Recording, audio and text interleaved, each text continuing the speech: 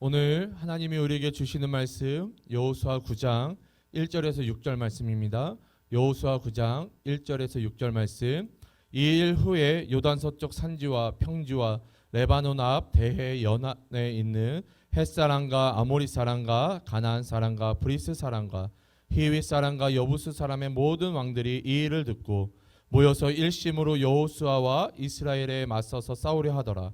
기브온 주민들이 여호수아가 여리고와 아이의 행한 일을 듣고 꾀를 내어 사신의 모양을 꾸미되 헤어진 전대와 헤어지고 찢어져서 기운 가죽 포도주 부대를 나귀에 싣고 그 발에는 낡아서 기운 신을 신고 낡은 옷을 입고 다 마르고 곰팡이가 난 떡을 준비하고 그들이 길갈 진영으로 가서 여호수아에게 이르러 그와 이스라엘 사람들에게 이르되 우리는 먼 나라에서 왔나이다. 이제 우리와 조약을 맺읍시다 하니.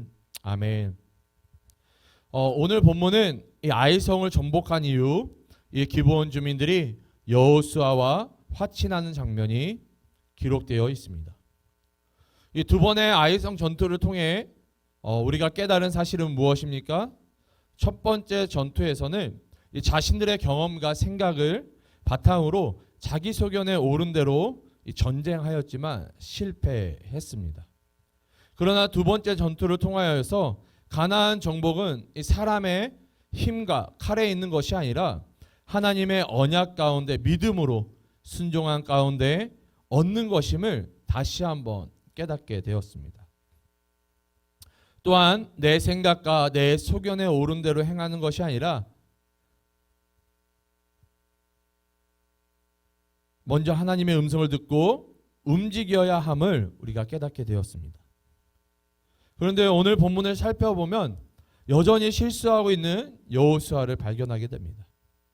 오늘 본문 1절 2절을 살펴보면 이 일 후에 요단 서쪽 산지와 평지와 레바논 앞 대해 연안에 있는 헷 사람과 아모리 사람과 가나안 사람과 브리스 사람과 휘잇 사람과 여부스 사람의 모든 왕들이 이 일을 듣고 모여서 일심으로 여호수아와 이스라엘에 맞서서 싸우려 하더라 말씀하고 있습니다. 여호수아가 여리고성과 아이성을 점령한 후에 이 가나안의 6족속이 여호수아와 이 이스라엘과 맞서서 싸우려 했다라고 기록하고 있습니다. 이 여호수아와 이스라엘 군대가 거침없이 승리하자 이 가나안 부족들이 위협을 느끼고 두려워서 서로 동맹을 맺어 이 대적하려 했던 것입니다. 그런데 여러분, 이 가나안에는 6족속이 아니라 7족속이 있습니다. 하지만 위에 기록된 족속들은 이 6족속의 이름만 기록되어 있음을 우리가 발견할 수 있습니다. 그럼 나머지 한 족속은 무엇을 했을까요? 그리고 나머지 한 족속의 그 이름은 무엇일까요? 이 나머지 한 족속의 이름은 기브온 족속입니다. 왜 이들은 나머지 6족속과 동맹하지 않았을까요? 말씀을 통해서 우리가 좀 살펴보도록 하겠습니다.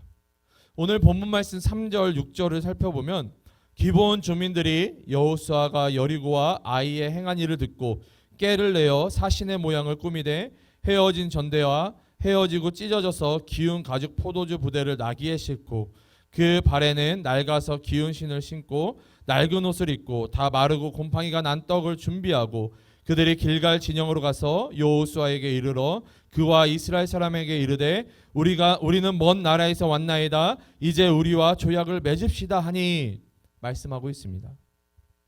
이 여호수아가 여리고와 아이의 행한 일을 기브온 족속이 들었다라고 기록하고 있습니다. 그래서 그들이 꾀를 내어 이스라엘과 조약을 맺으려 했던 것입니다. 그런데 여러분, 이 이스라엘은 원래 이 가나안 7족속과 화친을 맺으면 안 됩니다. 신명기 7장을 살펴보면요, 이 신명기 7장 가운데 이 가나안 족속과 화친을 맺지 말라라고 명령하고 계시기 때문입니다. 제가 신명기 7장의 내용을 좀 간단하게 말씀드리겠습니다. 가나안 7족속을 불쌍히 여기지 말고 진멸하라고 명령하십니다. 그리고 어떠한 언약도 하지 말며 혼인도 하지 말라고 말씀하십니다. 그 이유는 이 가나안 7족속이 그들만의 우상을 섬기고 있기 때문입니다. 다시 말해 하나님께서는 이 신명기 7장을 통해서 이 하나님을 믿는 이 야훼 신앙과 이 이방 신앙이 혼합되는 것을 미연에 방지했던 것입니다. 전에 말씀드렸던 것처럼 고대 시대의 전쟁은 이 사람과 사람, 국가와 국가와의 전쟁으로 인식했던 것이 아니라 그 신과 신의 전쟁으로 인식했습니다. 그렇기 때문에 이 야훼 신앙을 믿는 이 여호와를 믿는 이 이스라엘 백성들은 이방 신을 믿고 따르는 이 가나안 7족속과 화친을 맺어서는 안 됐던 것입니다. 그리고 그들을 불쌍히 여겨서도 안 되며 오히려 그들을 완전히 쳐서 죽이라고 명령하고 계시는 것입니다. 이것을 우리가 신학적 표현으로 신명기 7장을 들어서 신학적인 표현으로 가나안 멸절법이라고 이야기를 합니다. 신명기 7장을 바탕으로 이스라엘은 이 가나안 7족속 중 어느 족속과도 화친을 맺어서는 안 됩니다. 그리고 이 가나안 멸절법을 가나안 7족속도 아마 알고 있었을 것입니다. 그렇기 때문에 가나안 족속들은 이 동맹을 맺어서 이 이스라엘을 대적하려 했던 것입니다. 그런데 왜 기브온은 이러한 사실을 알면서도 이스라엘과 화친을 맺을 수 없음에도 불구하고 화친을 맺으려 했던 것일까요? 우선 기브온 족속이 어떠한 꾀를 내었는지를 좀 살펴보도록 하겠습니다. 오늘 본문 4절에서 6절을 살펴보면 꾀를 내어 사신의 모양을 꾸미되 헤어진 전대와 헤어지고 찢어져서 기운 가죽 포도주 부대를 나귀에 싣고 그 발에는 낡아서 기운 신을 신고 낡은 옷을 입고 다 마르고 곰팡이가 난 떡을 준비하고 그들이 길갈 진영으로 가서 여호수아에게 이르러 그와 이스라엘 사람들에게 이르되 우리는 먼 나라에서 왔나이다 이제 우리와 조약을 맺읍시다 하니 말씀하고 있습니다. 이 여호수아를 만나러 온 이 기브온 족속의 모습을 우리가 좀 이미지로 좀 그려봅시다. 우선 기브온 족속들은 이 거지와 같은 모습을 하고 있었습니다. 헤어진 전대, 헤어지고 찢어져서 기운 가죽 포도부대, 거지와 같은 모습을 하고 있었다는 것이죠. 그리고 그들은 이 곰팡이가 피고 또한 썩은 음식을 가지고 있었습니다. 그러면서 여호수아에게 자기 자신들이 먼 나라에서 왔다라고 소개하고 있습니다. 왜 기브온 족속들은 이러한 꾀를 내어 이스라엘과 화친을 맺으려 하고 있는 걸까요? 왜냐하면 신명기 7장을 따르면 가나안 본토의 7족속은 멸절시켜야 하기 때문입니다. 이 기브온 족속은 알고 있었던 거예요. 이 이스라엘과 대적하여 싸워도 이길 수 없다라는 것을 알고 있었던 것입니다. 이 이스라엘 백성 뒤에 이 여호와라는 신이 이들과 함께하고 있기 때문에 절대로 이길 수 없다. 이 기브온이 믿고 있는 그 이방 신이 이 야훼를 이길 수 없다라는 것을 믿고 있었던 거예요. 알고 있었던 거예요. 그래서 자기 자신의 그 신, 그 우상을 버려두고 지금 이스라엘 가운데 무엇보다 그 여호와 하나님 앞에 살기 위해서 이 이스라엘과 화친을 맺으려고 하고 있는 것입니다. 그렇기 때문에 자기 자신이 가나안 본토 7족속이 아니라 먼 나라에서 왔다라고 이야기하고 있는 것입니다. 그럼 왜 먼 나라에서 왔다라고 하는 것이 중요할까요? 이 신명기 20장을 살펴보면 우리가 그 해답을 찾을 수 있습니다. 신명기 20장을 제가 짧게 정리해드리면 이 가나안 본토와 이 거리가 있는 어떤 성읍으로 나아가서 이 점령하려 할 때에 이 이스라엘 백성들이 먼저 화평을 선언합니다.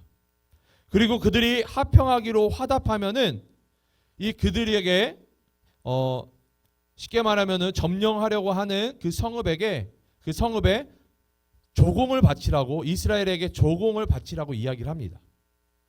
그래서 그들이 화평하기로 결정하고 조공을 바치면은 그들과 화친을 맺어 살아가게 되지만 그들이 조공을 바치지 않고 화친을 거절하게 되면은 이 멸절하라는 내용이 이 신명기 20장의 내용입니다. 그렇기 때문에 기브온 족속은 자신들이 이 가나안 본토 7 족속이 아니라 먼 나라에서 왔음을, 그리고 이스라엘과 화평하기를, 화친을 맺기를 요청하고 있는 것입니다. 여호수아가 이렇게 화친 맺기를 원하는 이 기브온 족속을 처음에는 믿지 못했습니다. 그들의 어떤 외모나 그들이 쓰는 말투를 봤을 때 가나안 7 족속처럼 느껴졌기 때문이죠. 하지만 이 여호수아가 그들의 옷과 음식을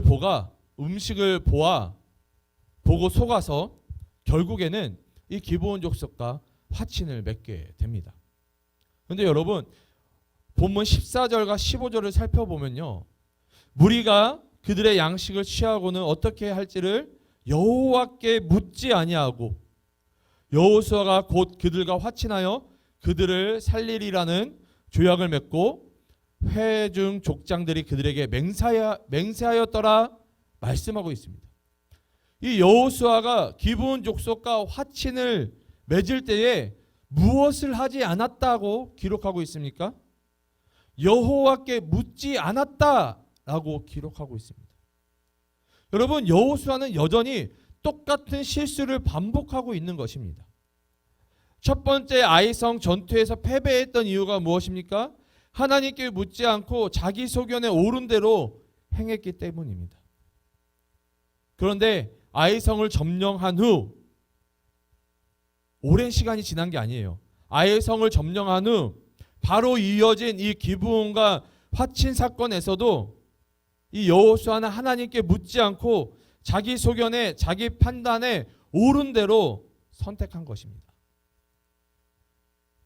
이 선택 후에 어떠한 일이 일어납니까?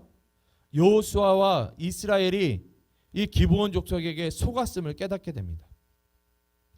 이러한 사실을 알게 된 이스라엘 백성들은 여호수아와 이스라엘 회중 족장들을 원망했습니다.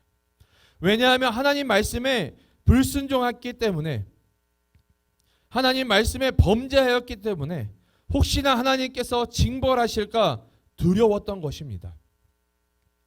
마찬가지로 여호수아와 이스라엘 회장 족장들도 두려워했을 것입니다. 그러나 그들이 기브온 족속과 맺은 화친을 파기할 수 없다라고 이스라엘 백성들에게 이야기를 합니다. 19절을 살펴보면 모든 족장이 온 회중에게 이르되 우리가 이스라엘의 하나님 여호와로 그들에게 맹세하였은즉 이제 그들을 건드리지 못하리라 말씀하고 있습니다. 기브온 족속과 맺은 이 화친을 파기하지 못하는 이유가 여호와의 이름으로 그들과 맹세하여 화친하였기 때문이다라고 이야기를 하는 것입니다. 그래서 여호수아와 이 이스라엘 백성들은 기브온 족속이 이스라엘과 함께 살도록 허락했던 것입니다. 그런데 여러분, 우리는 여기서 한 가지 생각해 볼 것이 있습니다. 아무리 여호와의 이름으로 맹세하여 화친을 맺었다 하더라도 하나님께서 가나안 7 족속을 멸절하라고 말씀하시고 명령하시기 때문에 여러분, 이 기브온 족속과 화친을 파기하고 그들을 죽일 수 있었을 것입니다. 그런데 여호수아와 이스라엘 백성들은 그들을 죽이지 않았습니다. 그리고 하나님께서는 이 기브온 족속을 보호하시는 모습까지 나타납니다. 이 기브온 족속을 하나님께서 보호하시는 장면이 나타난다는 것입니다. 이 사무엘하 21장을 살펴보면 하나님께서 다윗에게 나타나 이 사울 왕 때의 죄를 고발하는 장면이 이 사무엘하 21장에 기록되어 있습니다. 이 사울 왕이 범한 죄는 이 기브온 족속을 죽인 죄입니다. 아무런 죄가 없었던 이 기브온 족속을 사울 왕이 죽이게 됩니다.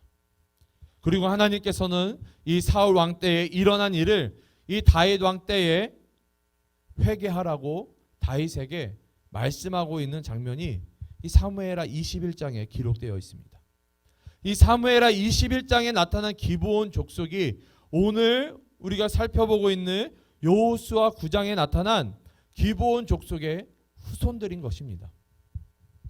왜 여호수아와 이스라엘은 기브온과의 이 화친을 파기하지 않았으며 심지어 하나님께서는 이 사울 왕 때에 일어난 기브온 족속의 원한을 다윗 왕 때에 회개케 하시고 그 기브온 족속의 원한을 풀어주도록 하는 걸까요? 하나님께서는 우리가 선택한 것에 대해 스스로 책임지시기를 원하기 때문입니다. 하나님께서는 기브온 족속과의 화친을 통해 책임지는 모습을 여호수아와 이스라엘 백성에게 요구하고 있는 것입니다. 더 나아가 이 시대를 살아가고 있는 우리들에게도 책임감 있는 그리스도인의 모습을 요구하고 계시는 것입니다. 주 안에서 사랑하는 청년 여러분, 우리는 세상을 살아가면서 실수할 때가 너무나도 많이 있습니다. 하지만 그 실수 가운데 우리는 책임을 질 수 있어야 하는 것입니다. 여러분, 좀 이 시간 솔직한 이야기들을 좀 하겠습니다. 제가 청년 사역을 하면서 이러한 상담을 받을 때가 있었습니다.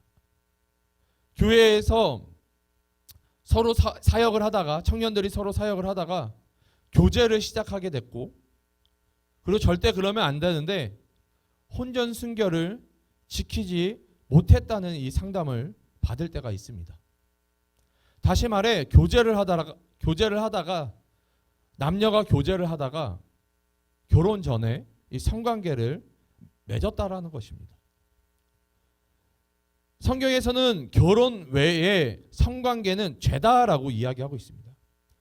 이 결혼 외에 성관계는 간음이라는 죄에 해당이 됩니다. 그런데 우리가 정말로 실수를 해서 성관계를 가졌다고 합시다. 그럼 이 부분에 대해 책임을 져야 한다는 것입니다. 어떻게 책임을 져야 할까요? 하나님 말씀 가운데 우리가 불순종했으니, 우리가 회개하고 서로가 서로에게 죄를 행했으니 헤어지는 것이 맞다, 헤어지는 것이 옳다라고 할 수 있을까요? 하나님이 원하시는 책임이 이러한 책임일까요? 서로 헤어지도록 하는 것이 하나님이 원하시는 책임지는 모습일까요? 아니라는 것입니다. 여러분, 실수를 해서 성관계를 가졌다면 그에 대한 책임을 서로가 져야 하는 것입니다. 그러면 어떻게 책임을 질 수 있습니까? 하나님이 이 실수한 가운데 어떠한 모습으로 책임지기를 원하실까요? 비록 혼전 순결을 지키지 못했지만 결혼하여 부부로 살아가는 것이 여러분 책임을 지는 것입니다. 성관계라는 실수를 할 수 있습니다. 하지만 여러분, 그 실수를 책임지셔야 되는데 그 책임지는 모습이 서로 부부로 살아가는 모습으로 책임져야 된다는 것이죠. 그리고 그 책임을 끝까지 져야 하는 것입니다. 여러분, 제가 이런 말을 한다고 해서 목사님이 저렇게 얘기를 하시니까 혼전 순결을 지킬 필요가 없구나, 혼전 성관계를 했더라도 결혼만 하면 되는구나, 여러분 이렇게 받아들이시면은 안 돼요. 여러분, 제가 말씀드리고 싶은 것은 지키지 말라는 것이 아니라, 이 혼전 순결을 지키지 말라라고 말씀드리는 것이 아니라, 혹시나 이 혼전 순결을 지키지 못하는 실수를 했다라고 한다면은 그 실수에 대해 책임을 반드시 지라는 것입니다. 교회가, 그리스도인이 세상 사람들 가운데 욕을 먹는 이유가 무엇입니까? 손가락질 받는 이유가 무엇입니까? 책임지지 않기 때문입니다. 책임지지 않으면서 정결한 척, 거룩한 척 하기 때문에 교회와 그리스도인이 욕을 먹는 것입니다. 교회도 또한 그리스도인도 실수할 수 있습니다. 그러나 그 실수를 인정하고 책임진다면 지금처럼 욕먹는 일은 없을 것입니다. 혹시나 여러분이 실수를 했거나 책임져야 할 것들이 있다면 실수를 인정하고 책임지시기를 바랍니다. 그리고 하나님께 회개함으로 도와달라고 기도하시기 바랍니다. 하나님, 제가 이러한 실수를 했습니다. 하나님, 제가 그 실수를 인정합니다. 그리고 이 실수 가운데 책임질 수 있도록 하나님 용기와 능력 그리고 지혜를 달라고 기도하시기 바랍니다. 모든 일들 가운데 책임을 지는 모습으로 말미암아 세상과 다른 선한 영향력을 끼치는 우리 모든 청년들 되시기를 주님의 이름으로 축복합니다. 더 나아가 실수하는 것이 아니라 항상 하나님께 묻고 하나님의 말씀 가운데 살아가고 움직이고 결단하는 우리 모두가 되시기를 주님의 이름으로 축복합니다. 오늘 하루 여러분 기도하며 나아가실 때에 오늘 함께 나눈 말씀들을 기억하시면서 나아갔으면 좋겠습니다. 무엇보다도 이 여호수아와 같은 실수를 범하지 않도록 하나님 우리에게 하나님의 말씀을 듣는 지혜를 허락하여 달라고 하나님께 먼저 묻고 기도하는 삶을 살아가게 해달라고 여러분 결단하며 기도하셨으면 좋겠습니다. 또한 여러분 기도하실 때에 하나님 혹시나 내가 실수한 것이 있습니까? 하나님 책임져야 될 것이 있습니까? 하나님 이 시간 생각나게 도와주셔서 오늘 하루 살아갈 때에 실수한 것들 인정할 수 있게 도와주시고 또한 책임져야 될 것들 또한 책임질 수 있는 오늘 하루 되게 해달라고 그리하여서 우리가 더 이상 악한 영향력을 주는 것이 아니라 선한 영향력을 줄 수 있는 그리스도인으로 살아가는 우리들 되게 해달라고 여러분 그렇게 결단하시면서 기도하셨으면 좋겠습니다. 기도하시겠습니다. 사랑과 은혜가 충만하신 주님 너무나도 감사드립니다. 하나님 오늘도 말씀을 통하여서 깨닫게 하여 주심을 너무나도 감사드립니다. 하나님 여호수아는 여전히 똑같은 실수를 아버지 반복해서 아버지 실수하는 것들을 바라보게 됩니다. 자기 소견에 오른 대로 자기 판단에 오른 대로 선택하고 결정하는 이 여호수아의 모습이 어쩌면 우리의 모습과 아버지 닮아 있을 수도 있습니다. 하나님 여호와께 묻지 않고 결정하였던 이 여호수아의 이런 실수가 아버지 우리의 인생 가운데 우리의 삶 가운데 아버지 반복되지 않도록 우리에게 은혜와 지혜를 더하여 주시옵소서. 어떠한 상황이든지 어떠한 아버지 결정을 할 때라도 하나님 먼저 엎드려 무릎 꿇고 기도함으로 하나님의 음성을 듣는 자들 되게 도와주시옵소서.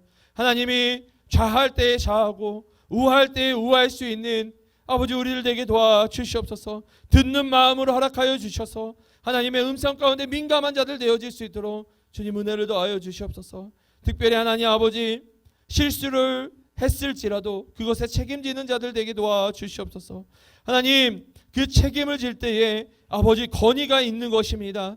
아버지 우리가 그리스도인으로서 아버지 건의를 아버지 우리가 회복하기 원하는데 그 건의를 회복하기 위해서는 책임져야 합니다. 하나님 먼저 우리가 실수한 것들을 인정할 수 있게 도와주시고 또한 아버지 그 인정한 실수들을 또한 책임질 수 있는 우리들 되게 도와주시옵소서.